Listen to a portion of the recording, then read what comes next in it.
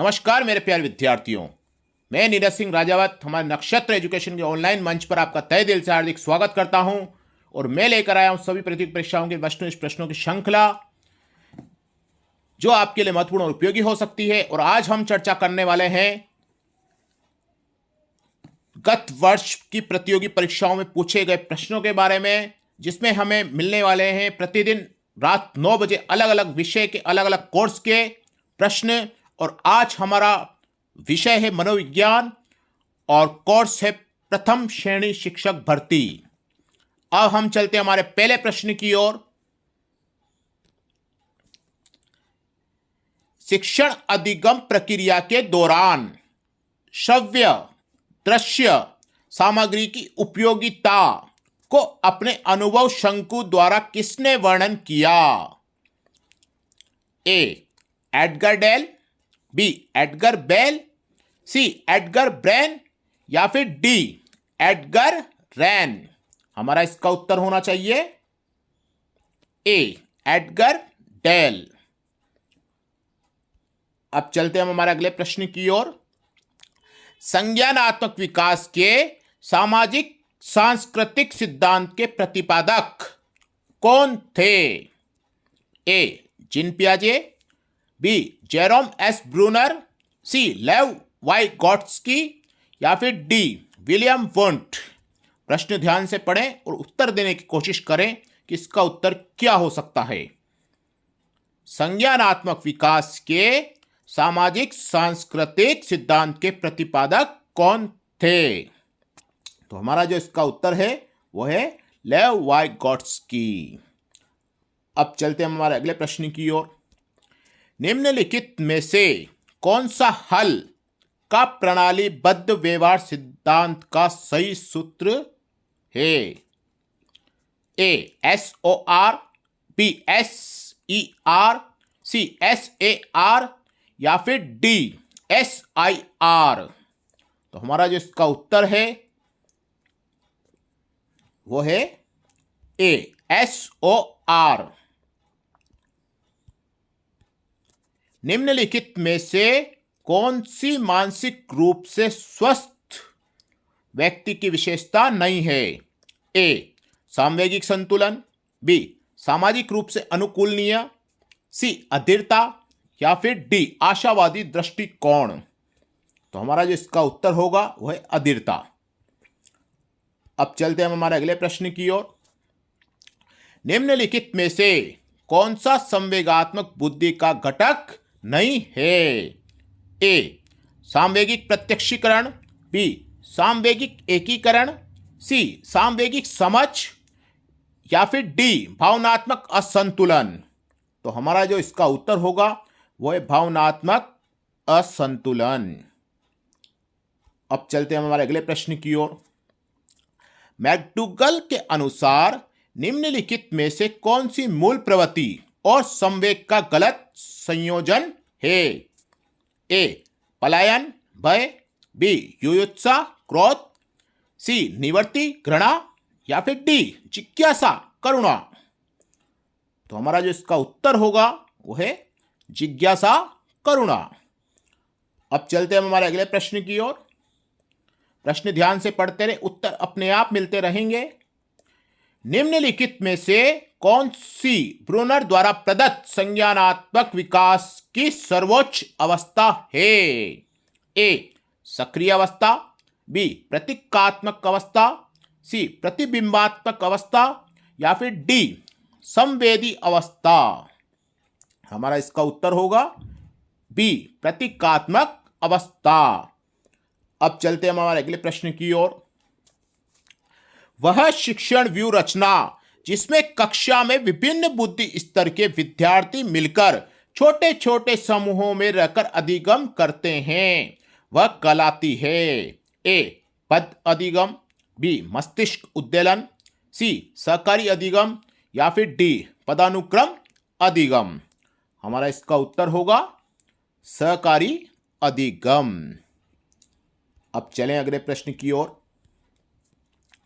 निम्नलिखित में से कौन सी तकनीक कंप्यूटर सहायक अनुदेशन के क्रियान्वयन हेतु उपयोगी नहीं है? ए हार्डवेयर तकनीक, बी सॉफ्टवेयर तकनीक, सी कोर्सवेयर तकनीक, या फिर डी प्रशिक्षण मनोविज्ञान तकनीक। तो हमारा जो इसका उत्तर है वो है प्रशिक्षण मनोविज्ञान तकनीक। जो तकनीक कंप्यूटर सहाय अनुदेशन के क्रियान्वयन हेतु उपयोगी नहीं है। अब चलते हैं हमारे अगले प्रश्न की ओर। मनोविज्ञान की वह शाखा जो मुख्यतः शिक्षा की समस्याओं, प्रक्रियाओं और उत्पादों से संबंधित है। ए शैक्षिक मनोविज्ञान, बी मनोवैज्ञानिक शिक्षा, सी पशु मनोविज्ञान, या फिर डी बाल मनोविज्ञान। तो हमारा जो इसका उत्तर है वो है शैक्षिक मनोविज्ञान। अब चलते हैं हमारे अगले प्रश्न की ओर कि हमारा अगला प्रश्न क्या कहता है। सीखने के लिए कौन सा दृष्टिकोण यह मानता है कि लोग सक्रिय रूप से अपना ज्ञान संरक्षित करते हैं और यह वास्तविकता शिक्षार्थी के अनुभवों से निर्धारित होती है। सीखने के लिए कौन सा दृष्टिकोण यह मानता है कि लोग सक्रिय रूप से अपना ज्ञान संचरित करते हैं और यह वास्तविकता शिक्षार्थी के अनुभवों से निर्धारित होती है। ए रचनावाद, बी व्यवहारवाद, सी प्रकार्यवाद, या फिर डी संरचनावाद। तो इसका उत्तर होगा हमारा रचनावाद। अब चलते हम हमारे अगले प्रश्न की ओर। निम्नलिखित में से कौन सा नैतिक विकास की अवस्था कोहलबर्ग द्वारा प्रदत्त परंपरागत स्तर के अंतर्गत आता है। ए आत्म केंद्रित निर्णय, बी परस्पर एक रूप अभिमुखता, सी दंड तथा आज्ञा पालन अभिमुखता, या फिर डी सार्वभौमिक नैतिक सिद्धांत अभिमुखता। तो हमारा जो इसका आंसर है वो है परस्पर एक रूप अभिमुखता। अब चलते हैं हमारे अगले प्रश्न की ओर। प्रगत संगठनात्मक प्रतिमान के प्रवर्तक कौन थे? प्रगत संगठनात्मक प्रतिमान के प्रवर्तक कौन थे?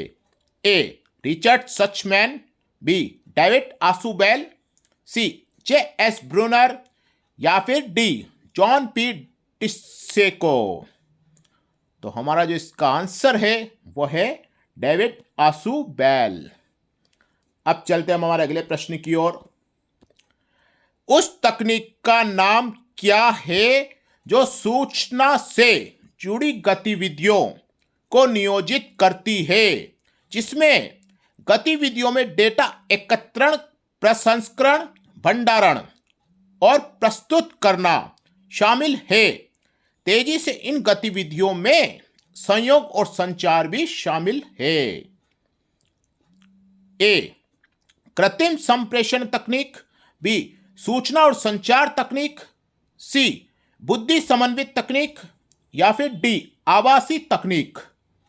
तो हमारा जो इसका उत्तर होगा वो है बी सूचना और संचार तकनीक। अब चलते हैं हम हमारे अगले प्रश्न की ओर। निम्नलिखित में से कौन सी संप्रेषण की विशेषता नहीं है? निम्नलिखित में से कौन सी संप्रेषण की विशेषता नहीं है? ए संप्रेषण गतिशील है, संप्रेषण अविराम है, संप्रेषण उत्क्रमणीय है, या फिर संप्रेषण अंतःक्रियात्मक है। तो हमारा जो इसका उत्तर होगा वो है सी संप्रेषण उत्क्रमणीय है। अब चलते हमारे अगले प्रश्न की ओर। निम्नलिखित में से कौन सा थॉर्नडाइक द्वारा प्रदत्त अधिगम का प्राथमिक नियम है? निम्नलिखित में से कौन सा थॉर्नडाइक द्वारा प्रदत्त अधिगम का प्राथमिक नियम है? ए साहचर्य परिवर्तन का नियम, बी तत्परता का नियम, सी बहु अनुक्रिया का नियम, और डी आर्थिक क्रिया का नियम। हमारा इसका उत्तर होगा तत्परता का नियम। अब चलते हमारे अगले प्रश्न की ओर। निम्नलिखित में से कौन सा प्रणाली आगम का पद नहीं है? निम्नलिखित में से कौन सा प्रणाली आगम का पद नहीं है? ए प्रणाली विश्लेषण, बी प्रणाली प्रारूप एवं विकास, सी प्रणाली संचालन एवं मूल्यांकन, या फिर डी प्रणाली मशीन। तो हमारा जो इसका उत्तर है वो है प्रणाली मशीन। अब चलते हम हमारे अगले प्रश्न की ओर।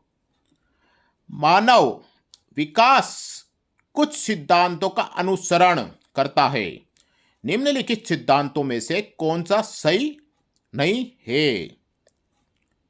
ए विकास वातावरण एवं आनुवांशिकता के मध्य अंतःक्रिया का उत्पाद है, बी विकास सतत प्रक्रिया है, सी विकास विशिष्ट से सामान्य की ओर गमन करता है, विकास के विभिन्न पक्ष अंतः संबंधित होते हैं। हमारा जो इसका आंसर है वो है सी विकास विशिष्ट से सामान्य की ओर गमन करता है। अब चलते हैं अगले प्रश्न की ओर। निम्नलिखित में से कौन सी पूछताछ प्रशिक्षण प्रतिमान की संरचना की द्वितीय अवस्था है? निम्नलिखित में से कौन सी पूछताछ प्रशिक्षण प्रतिमान की संरचना की द्वितीय अवस्था है? ए समस्या का सामना करना, बी पुष्टिकरण के लिए आंकड़ों का संग्रह, सी समाधान या कारण का प्रस्तुतिकरण, या फिर डी पूछताछ प्रक्रिया का विश्लेषण। तो हमारा जो इसका उत्तर है वो है पुष्टिकरण के लिए आंकड़ों का संग्रह। अब चलते हमारे अंतिम प्रश्न की ओर। निम्नलिखित में से कौन सा तत्व शिक्षा मनोविज्ञान के अध्ययन क्षेत्र के अंतर्गत नहीं आता है?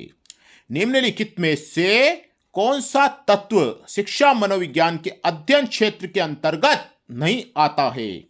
ए सीखने की प्रकृति, बी मानव व्यक्ति की अभिवृत्ति और उसका विकास, सी व्यक्तिक भेद, या फिर डी मानसिक रोग।